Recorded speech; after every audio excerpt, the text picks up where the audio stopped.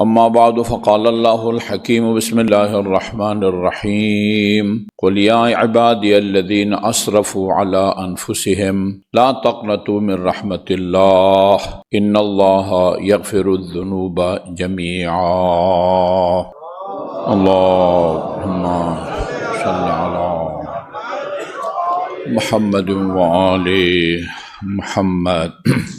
یہ سورہ زمر کی آیت نمبر 53 اس کی تلاوت کی ہے۔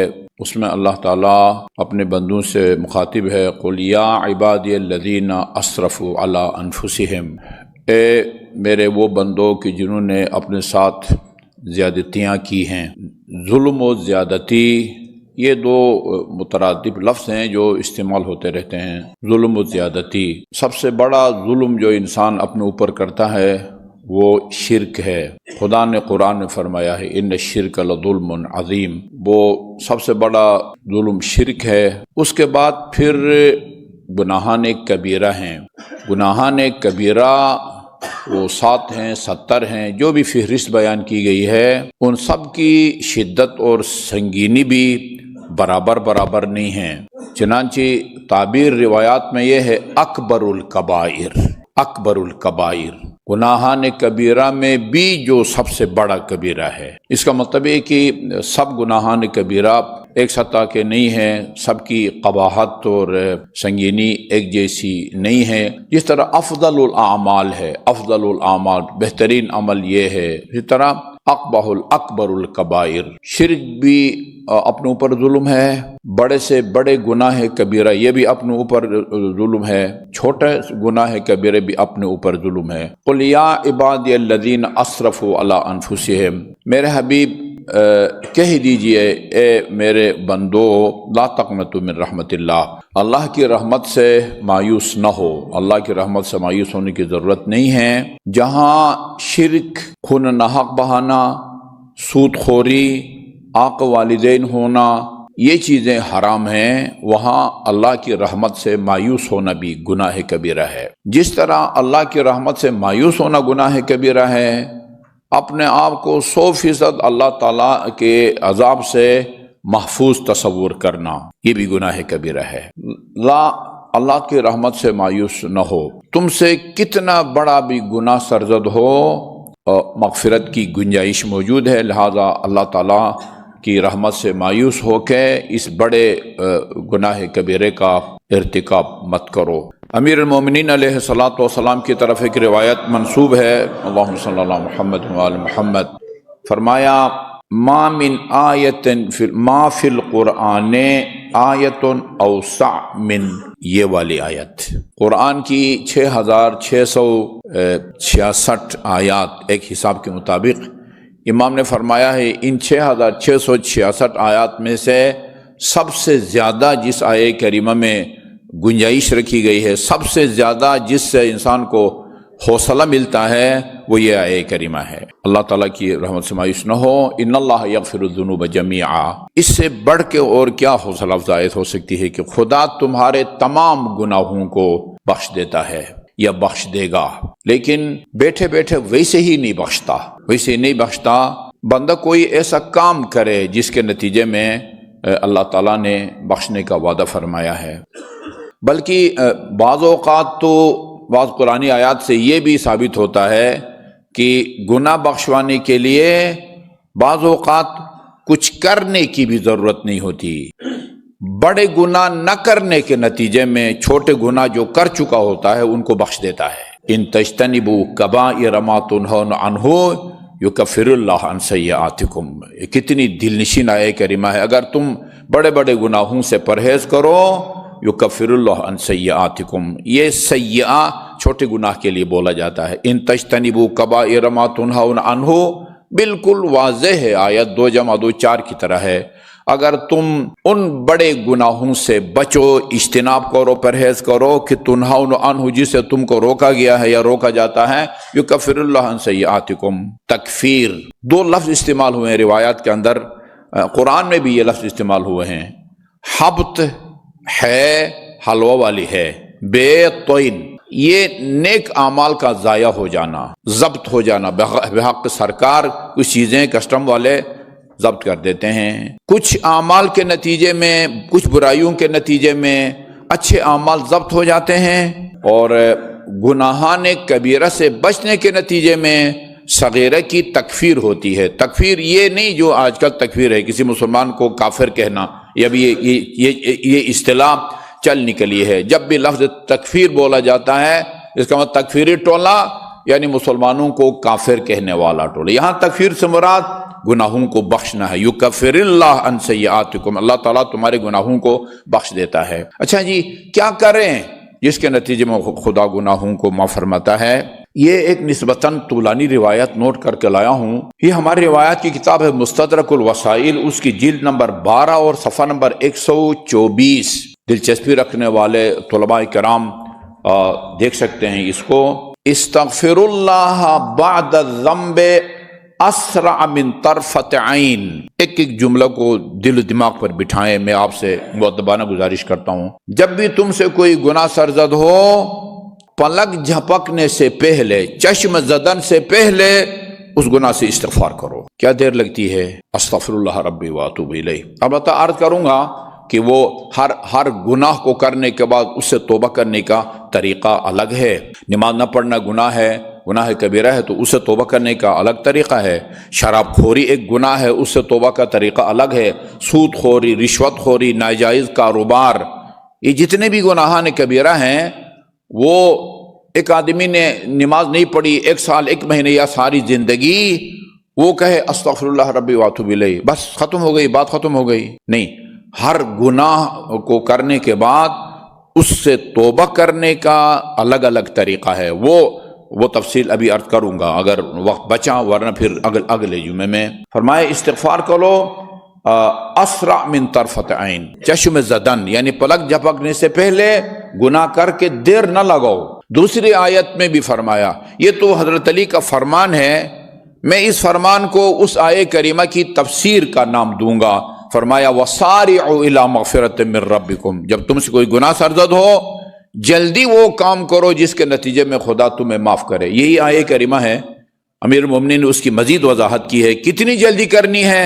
پلک جھپکنے سے پہلے استغفار کرو۔ اچھا جی، وَإِن لَمْ تَفْعَلُوا، اور اگر یہ بھی نہیں تم سے بولا جاتا استغفر اللہ ربی واتوب الیہ، فَبِالْإِنفاق، یہ بھی عجیب ہے، انفاق کے نتیجے میں خدا بخشتا ہے، انفاق کے نتیجے میں، راہ خدا میں دینے کے نتیجے میں خدا بخشتا ہے۔ یہ بھی ذہن میں رکھیں، اگر نماز نہیں پڑھی یا روزہ نہیں رکھا تو راہ خدا میں انفاق کے نتیجے میں وہ اس کا جبران نہیں ہوتا، اس کی کمی پوری نہیں ہوتی ہے، وہ آپ کو پھر قضا رکھنا پڑے گا، روزہ رکھنا پڑے گا، قضا رکھنا پڑے گا۔ اور کسی کا قرض آپ نے کئی سال پہلے کے لیا ہوا نہیں دے رہے ہیں، اچھا نہیں اگر دیتے ہو تو چلو بھائی تھوڑا بہت جو ہے نا مسجد امام صادق میں چندہ دے دو، وہ تمہارا قرض اتر جائے گا، ایسا نہیں ہے۔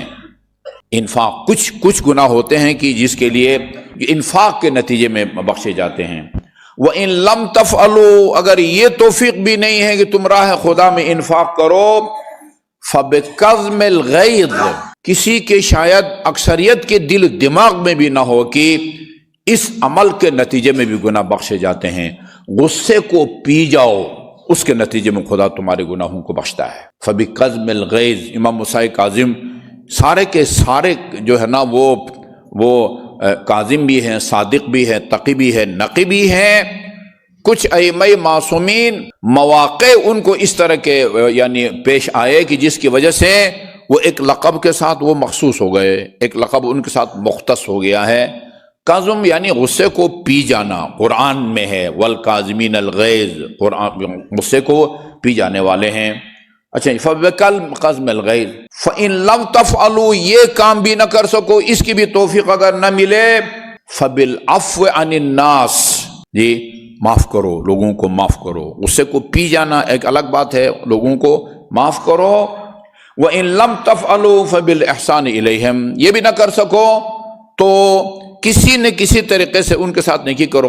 یہ انفاق وہ نقد پیسہ ہے، کپڑا دینا وغیرہ ہے۔ احسان کسی کا کام آنا، اصلا کسی کا کام آنا، کسی کام آنا، دفتر میں کسی کا کام آؤ، ہسپتال میں کسی کا کام آؤ، تھانے میں کسی کا کام آؤ، عدالت میں کسی کا کام آؤ، جائز کام کر کے بتاؤ، جائز کام، ناجائز کام نہیں۔ فبالاحسان الیہم وان لم تفعلوا، اگر یہ بھی نہ کر سکو کم از کم اتنا کرو، فبترک الاصرار، یہ جو گناہ کیا ہے دوبارہ اس کو ریپیٹ نہ کرو۔ اصرار اسی لیے ہے لا کبیرۃ مع الاستغفار، استغفار کے بعد یہ جملہ یاد رکھیں، عربی میں بھی یاد رکھیں تو بڑی بات ہے، مشکل نہیں ہے۔ لا کبیرۃ مع الاستغفار، استغفار کے بعد کبیرہ نہیں رہتا، ولا صغیرۃ مع الاصرار، اور صغیرہ کر کے پھر اس کو بار بار کرنے کے نتیجے میں پھر وہ صغیرہ نہیں رہتا، وہ کبیرہ میں تبدیل ہو جاتا ہے۔ یعنی جو حکم ایک دفعہ گناہ کبیرہ کے سرزد ہونے کا ہے، وہی حکم بار بار صغیرہ کے ارتکاب کا بھی حکم ہوتا ہے۔ جیسے یہ عدالت کی تعریف میں یہی کہا جاتا ہے، عدالت کسے کہتے ہیں؟ عادل کون ہوتا ہے؟ جو ایک دفعہ بھی گناہ کبیرہ نہ کرے۔ اور یہ میں فارمولہ رسول خدا صلی اللہ علیہ وآلہ وسلم کا کئی دفعہ آپ کی خدمت میں عرض کر چکا ہوں کہ آپ نے گناہ کبیرہ کی تعریف کی ہے، بتایا ہے گناہ کبیرہ کس کو کہتے ہیں۔ فرمایا گناہ کبیرہ ہر اس گناہ کو کہا جاتا ہے کہ جس کا خدا نے قرآن میں نام لے کے اس کے لیے سزا بیان کی ہو، وہ گناہ کبیرہ ہے۔ یا اس کو ایسے گناہ سے تشبیہ دی گئی ہو کہ جس کے لیے خدا نے قرآن میں سزا مقرر کی ہے۔ مردار کے گوشت کھانے کی خدا نے قرآن میں سزا مقرر کی ہے، اور سورہ حجرات میں اپنے مومن بھائی کی غیبت اور اس کی برائی کرنے کو مردار کے گوشت کھانے کی طرح قرار دیا ہے۔ یا کسی معتبر اور مستند حدیث میں اس کے لیے سزا مقرر کی گئی ہو، یا قرآنی آیت میں، یا ایسے گناہ سے اس کو تشبیہ دی گئی ہو، ایسے گناہ کے مانند جیسا کہا گیا ہو جس کی قرآن میں وہ سزا مقرر ہے۔ یا وہ ایک دفعہ ایسا گناہ سرزد ہو جائے انسان سے، انسان عادل نہیں رہتا، گناہ کبیرہ ایک دفعہ بھی نہ کرے۔ والاصرار علی الصغائر، گناہ صغیرہ بار بار گناہ صغیرہ نہ کرے، یہ اور خلاف مروت۔ فَإِن لَمْ تَفْعَلُوا، یہ بھی نہیں کر سکتے ہو بھئی، یہ کام تو ہر کسی کے بس میں ہے، آخری عمل فَبِالرَّجَاءِ، کم از کم اللہ تعالیٰ کی رحمت کے امیدوار رہو، آخری مرحلہ یہ ہے۔ پھر اس کے بعد یہ اس آیت کریمہ کی تلاوت فرمائی، یا قُلْ يَا عِبَادِيَ الَّذِينَ أَسْرَفُوا عَلَىٰ أَنفُسِهِمْ، میرے بندوں سے کہو جنہوں نے اپنے ساتھ زیادتیاں کی ہیں، لا تقنطوا من رحمت اللہ، اللہ تعالیٰ کی رحمت سے مایوس نہ ہو، ان اللہ یغفر الذنوب جمیعا، اللہ تعالیٰ نے تمہارے تمام گناہوں کو بخشنے کا وعدہ فرمایا ہے۔ بخشش گناہ کے لیے توبہ وہ اکسیر ہے کہ جس کے بعد کوئی گناہ ایسا نہیں ہے کہ جس کو اللہ تعالیٰ نہ بخشے، حتیٰ یہی شرک جس کو اللہ تعالیٰ نے سب سے بڑا ظلم قرار دیا ہے، گناہ گان کبیرہ کی جب فہرست امام معصوم نے بیان کی ہے، سب سے پہلے الشرک باللہ ہے، خدا کے ساتھ کسی کو شریک قرار دینا۔ مشرک بھی اگر توبہ کر لے اللہ تعالیٰ اس کے توبہ کو قبول فرماتا ہے۔ کتنے اتنے اللہم صلی اللہ علی محمد وعلی محمد، جتنے بھی صحابہ کرام ہیں لاکھوں کی تعداد میں، یہ سارے کے سارے پیدائشی مسلمان نہیں تھے۔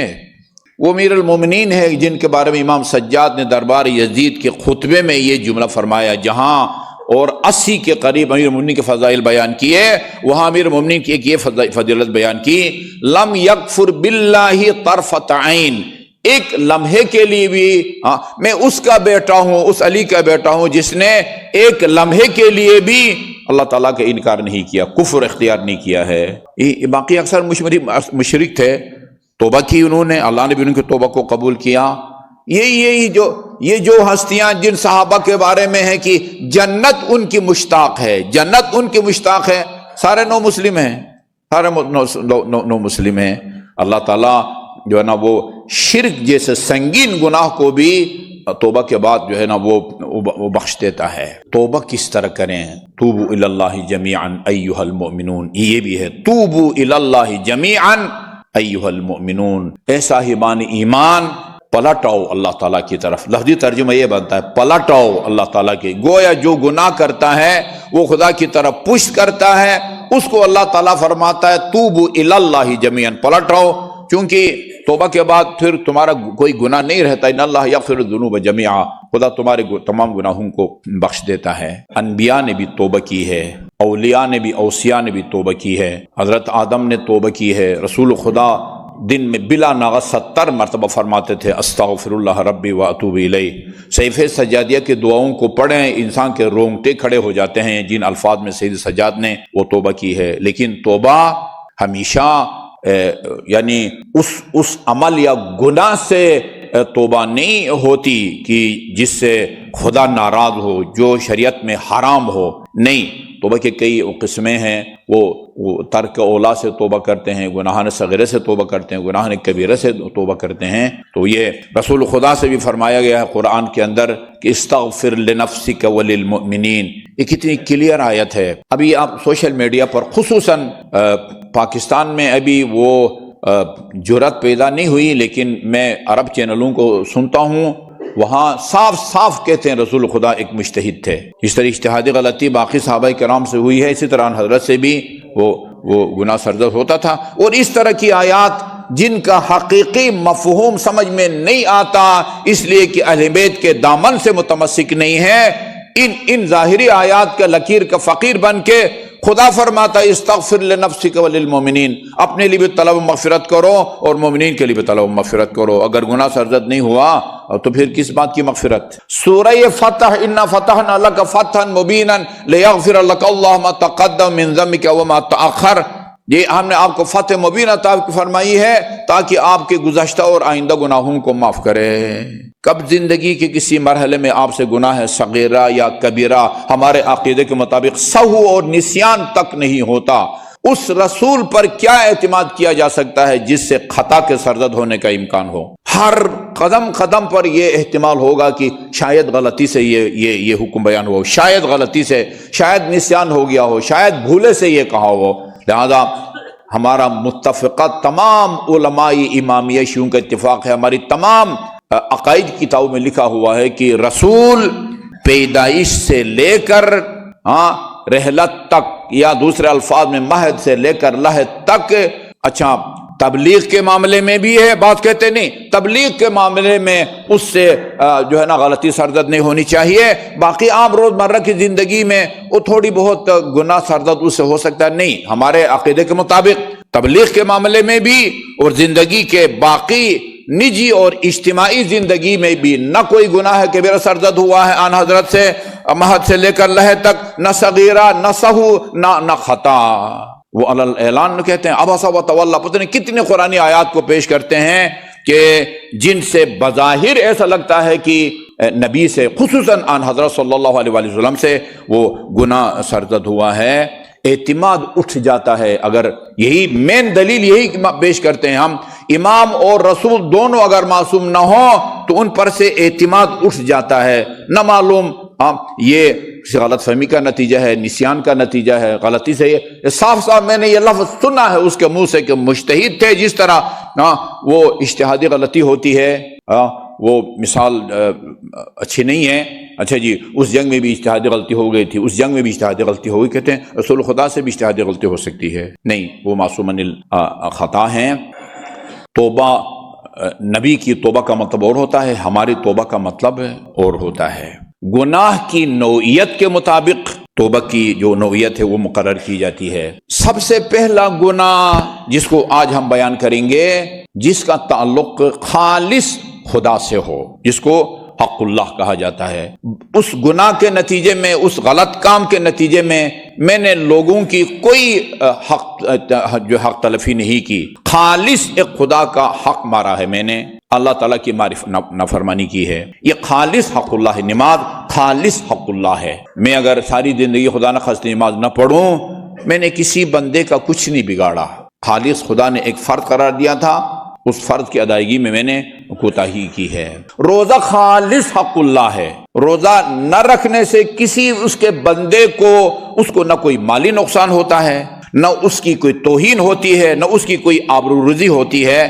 غیبت حق الناس ہے، غیبت حق الناس ہے، کسی کی آبروریزی کریں، کسی کی عدم موجودگی میں اس کے بارے میں وہ بات کرو کہ اگر وہ اس کو سن لے، اس کو ناگوار گزرے، ناراض ہو، اس کو غیبت کہتے ہیں، چاہے اس کا اس عیب کا تعلق اس کے وہ جسم اور بدن سے ہو، رنگ کا کالا ہے، کانا ہے، بہرا ہے، لنگڑا ہے، یا خاندان کے بارے میں کوئی بات کرو، حتیٰ لباس پر تنقید بھی غیبت کے زمرے میں وہ آتی ہے۔ یہ رسول خدا کا فرمان ہے، کسی کے لباس پر تنقید کرنا، قد کا چھوٹا ہے، لمبا ہے، لمبو ہے، یہ سب یہ حق الناس ہے، یہ حق الناس ہے۔ خالص حق اللہ ہے، اس سے بندہ اگر توبہ کرنا چاہتا ہے تو یہ اس کا کیا طریقہ ہے؟ بعض حقوق اللہ ایسے ہیں کہ جن کی جو قابل تلافی ہیں، صرف پشیمانی کافی نہیں ہے۔ وہاں حج کے موقع پر اکثر اوقات لوگ ہم سے پوچھتے ہیں، چھپی ہوئی کتابوں کے اندر بھی علماء کرام سے، مراجع سے لوگوں نے یہ سوال کیا، انتہائی سادگی سمجھتا ہوں میں اس کو۔ وہاں میدان عرفات میں کہتے ہیں جو آدمی میدان عرفات میں وہ اللہ تعالیٰ سے طلب مغفرت کرے، اپنی بخشش کی دعا مانگے اور واپس آ کے یہ خیال کرے کہ کوئی گناہ میرا رہ گیا ہوگا جس کو خدا نے نہ بخشا ہو، یہ خیال بھی بذات خود گناہ ہے۔ یہ سوچنا کہ خدا نے مجھے نہیں بخشا، میرے ذمہ ابھی بھی کوئی گناہ رہ گیا ہوگا، یہ خود گناہ ہے۔ وہاں لوگ پوچھتے ہیں نماز نہیں پڑھی ایک آدمی نے، ہاں 1 مہینہ، 1 سال یا 10 سال 15 سال میدان عرفات میں جا کے گڑ گڑا کے دعا کرے، وہ سارا بس وہ کھاتا صاف ہو جائے گا؟ نہیں، نماز نہ پڑھنے کی جو جرأت کی ہے نا، خدا کی شان میں گستاخی کی ہے، وہ ایک گناہ ہے، وہ بخش دے گا اللہ تعالیٰ، لیکن اس کی تلافی وہ ضروری ہے، اس کی تلافی ضروری ہے۔ 1 سال کی نہیں پڑھی ہے تو 1 سال قضا بجا لاؤ، جی 2 سال کی نہیں پڑھی 2 سال قضا بجا لاؤ اپنی زندگی۔ یہ بھی لوگ پوچھتے ہیں، یہ لائیو پروگرام ہوتا ہے، اس میں لوگ پوچھتے ہیں کہ بھائی وہ میرے والد صاحب کی طبیعت صحیح نہیں ہے، والدہ کی طبیعت صحیح نہیں، کمزور ہیں، بوڑھے ہیں، تو میں ان کی طرف سے روزہ رکھ لوں، ان کی طرف سے نماز پڑھوں؟ نہیں، جب تک وہ زندہ ہیں، جب تک رمق حیات باقی ہے، خون جب تک ان کا گردش کرتا ہے، دماغ ان کا کام کرتا ہے، عقل جب تک کام کرتی ہے، وہ خود روزہ رکھنے کے پابند ہے، خود نماز پڑھنے کے پابند ہے۔ عبادات میں ایک عبادت ہے حج، کہ کسی وجہ سے بندہ خود نہ جا سکے، اپنی حکومت اس کو پاسپورٹ نہیں دیتی، کسی وجہ سے بلیک لسٹ ہے، جیسے بہت سارے سیاسیوں کو بلیک لسٹ کر دیا جاتا ہے، یا حجاز مقدس کی حکومت آپ کو ویزا نہیں دیتی، یا آپ کی جسمانی صحت اجازت نہیں دی، ڈاکٹر نے کہا ہوا ہے بھئی آپ وہ ہارٹ کے مریض ہیں، آپ ہوائی سفر نہیں کر سکتے، ایسی صورت میں آپ اپنی طرف سے کسی کو نائب بنا کے حج بدل کے لیے بھیج سکتے ہیں۔ اس کے علاوہ اپنی زندگی میں کسی عبادت کے لیے آپ کسی کو نائب نہیں بنا سکتے۔ ہاں، اگر بالکل بے بس ہو جاتے ہیں آپ، نماز صرف ایک صورت میں واجب نہیں رہتی، وہ یہ کہ عقل کام کرنا چھوڑ دے، بس اس کے علاوہ باقی جسمانی وہ جسم کتنا بھی کمزور ہے، آخر آپ جی رہے ہیں، عقل کام کرتی ہے، کھاتے ہیں، پیتے ہیں، بے شک حلق میں کوئی مسئلہ ہے، نائک کے ذریعے پائپ گزار کے جوس یا دودھ آپ کے معدے تک پہنچا دیا جاتا ہے، لیکن حواس کام کرتے ہیں، نماز آپ پر واجب ہے، وہ چھوٹتی نہیں ہے۔ ہاں، عقل کام چھوڑ جائے پھر بندہ خدا کی بارگاہ میں جواب دہ نہیں ہے۔ البتہ روزہ اگر نہیں رکھ سکتے تو پھر اس کا مدعا نہ ہوتا ہے۔ جو روزہ نہیں رکھتے ان کی پھر 2 قسم ہے، ابھی رمضان المبارک آنے والا ہے، کچھ لوگ ایسے ہوتے ہیں کہ ابھی روزہ نہیں رکھ سکتا اور پھر اگلے رمضان تک وہ اس پوزیشن میں نہیں آتا کہ وہ روزہ رکھ سکے، زیادہ بوڑھا یا زیادہ بوڑھی، یا مثلا شوگر کا مریض، اللہ تعالیٰ سب کو بچائے، ایک دفعہ یہ لاحق ہو جائے پھر یہ جان نہیں چھوڑتی۔ آج شوگر کی وجہ سے اگر اس سال نہیں رکھ سکتے تو پھر اگلے رمضان تک بھی آپ نہیں رکھ سکتے۔ اسی طرح بوڑھے کی جوانی واپس نہیں آتی، لہذا ان کا حکم یہ ہے کہ وہ پھر اگلے رمضان تک رکھنے کے قابل نہ ہو، پھر وہ مد دیتا ہے، پھر روزہ 750 گرام ہے اور پورے مہینے کا 22.5 کلو آٹا اس نے وہ غریبوں کو دینا ہوتا ہے۔ اور اگر عذر عارضی ہے، سفر پر گیا ہوا تھا، بیماری کی وجہ سے وہ نہیں رکھ سکا ہے اور اگلے رمضان تک وہ روزہ رکھنے کے قابل بن گیا ہے، پھر اس کی وہ قضا بجا لاتا ہے۔ لیکن کوئی کسی کی طرف سے نہ روزہ رکھ سکتا ہے نہ نماز پڑھ سکتا ہے۔ صرف حج وہ عبادت ہے کہ یا آپ حکومتوں کی طرف سے کوئی رکاوٹ ہو یا آپ کی جسمانی صحت اجازت نہیں دیتی، پھر کسی کو حج بدل کے لیے آپ وہ بھیج سکتے ہیں۔ تو یہ حق اللہ ہے، تو جہاں استغفار ضروری ہے وہ حق اللہ اگر اس قابل ہے، اس کے لیے حکم یہ ہے کہ اگر مقررہ وقت میں چھوٹ جائے تو بعد میں قضا بجا لاؤ، تو بعد میں آپ نے اس کو قضا بھی بجا لانا ہے۔ کچھ فرائض ایسے ہیں کہ نہ اس کو پھر قضا بجا لانے کا حکم نہیں ہے، اس کو یہ کافی تفصیل طلب مسئلہ ہے، انشاءاللہ پھر میں اگلے خطبے میں عرض کروں گا، اگلے جمعہ پہلے خطبے میں، کہ وہ کون سے واجبات ہیں کہ وہ ان کا مقررہ وقت اگر نکل جاتا ہے تو پھر ان کی تلافی یا قضا واجب نہیں ہے۔ لیکن نماز یہ ان عبادات میں سے ہے کہ بندہ اگر توبہ کرنا چاہے، جہاں پہلی شرط ندامت اور پشیمانی اور پچھتاوا ہے، وہاں جتنے دن یا مہینے یا سالوں کی نمازیں رہ گئی ہیں ان کو آپ نے خود اپنی زندگی میں بجا لانا ہے، اور اگر خدا نخواستہ بجا لانے سے پہلے اللہ تعالیٰ کے پیارے ہو جاتے ہیں، پھر لواحقین کی ذمہ داری بنتی ہے، بڑے بیٹے کا شرعی فرض بنتا ہے کہ جس طرح اپنی 5 وقت کی نماز اس پر واجب ہے، اسی طرح باپ کی نمازیں بھی پڑھیں، اور باقی اولاد کا اخلاقی فریضہ بنتا ہے کہ وہ باپ کی نمازیں پڑھیں اور اس عالم میں، عالم برزخ میں اس کو عذاب سے بچائیں۔ اعوذ باللہ من الشیطان اللعین الرجیم، بسم اللہ الرحمن الرحیم، والعصر ان الانسان لفی خسر الا الذین آمنوا وعملوا الصالحات وتواصوا بالحق وتواصوا بالصبر۔